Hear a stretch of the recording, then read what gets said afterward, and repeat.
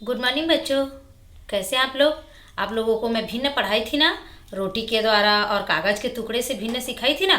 तो देखो, फिर रिपीट करते हैं। ये क्या है? ये गोलाकृति है ना।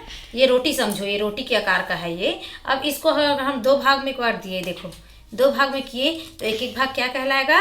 आधा कहलाएगा। एक एक भाग आधा कहलाता है ना। अब इसी को हम अगर चार भाग में कर दिए, ये देखिए, ये चार भाग में करें तो हर एक भाग क्या कहलाएगा? 1/4, 1/4 कहलाएगा ना। तो इसको हम पाव कहते हैं। एक एक हिस्सा को हम क्या कहते हैं? पाव। और आधा हिस्सा को आधा, 1/2 के रूप में। और 3 हिस्सा को बोलते हैं पौन हिस्सा। मैं ये सब बता चुकी हूँ आप लोगों को, है ना। अब देखिए यहाँ पे, देखिए इधर, ये देखिए ये क्या लिखा है यहाँ पे, देख रहे हैं ना आप लोग? ये देखिए 1/3 भाग में रंग भरो। 1/3 भाग में रंग भरो बोला है। यहाँ पे देखो कितने खाने हैं? 1 2 3 4 5 6 7 8 9 10 11 12, 12 खाना है ना। 12 खाना में देखो कितने, 1/3 बोला गया है। तो 3 हिस्सा पहले करेंगे। 12 चीज़ है, अगर वस्तु है हमारे पास, उसको 3 लोगों में बांटेंगे। देखेंगे को इतना मिलेगा जी, 4 मिलेगा ना।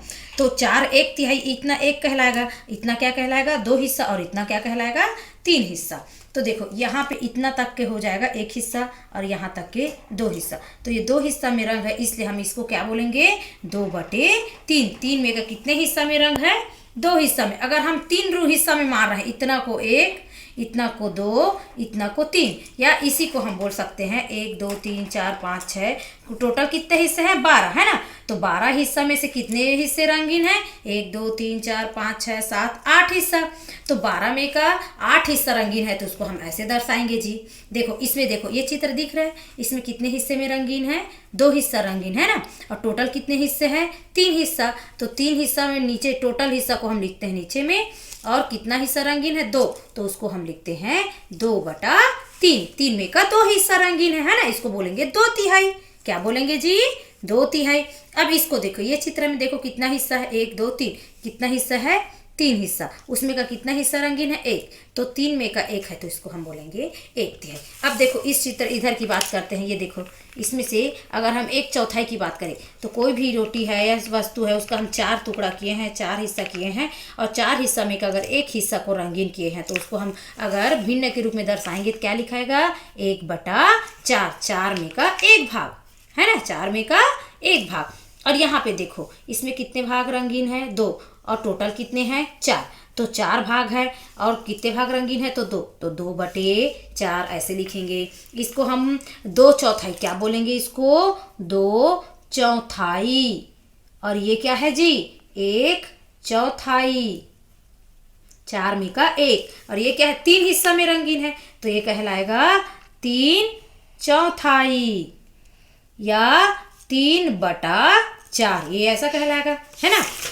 देखो भिन्न का मतलब होता है अंश बटे हर, है ना। किसी वस्तु को हम जब बांटते हैं तो वही हमारा भिन्न कहलाता है।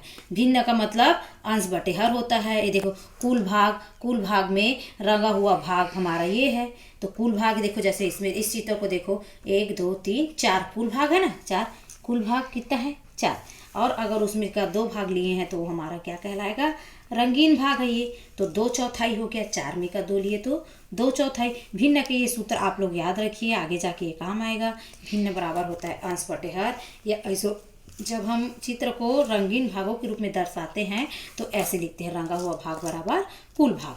तो इसी प्रकार आप लोग भिन्न, ये जो दिया है चित्र बनाकर छायांकित करो। तो इस चित्र, ये जो भिन्न दी हूँ, उसी को आप लोग चित्र बनाना, और उतना ही भाग करके उसके ऊपर वाले हिस्से को कितना क्या करोगे? छायांकित करोगे। ये आप लोग का गृह कार्य है, ठीक है। ये गृह कार्य आप लोग को जरूर करना है। Okay, thank you.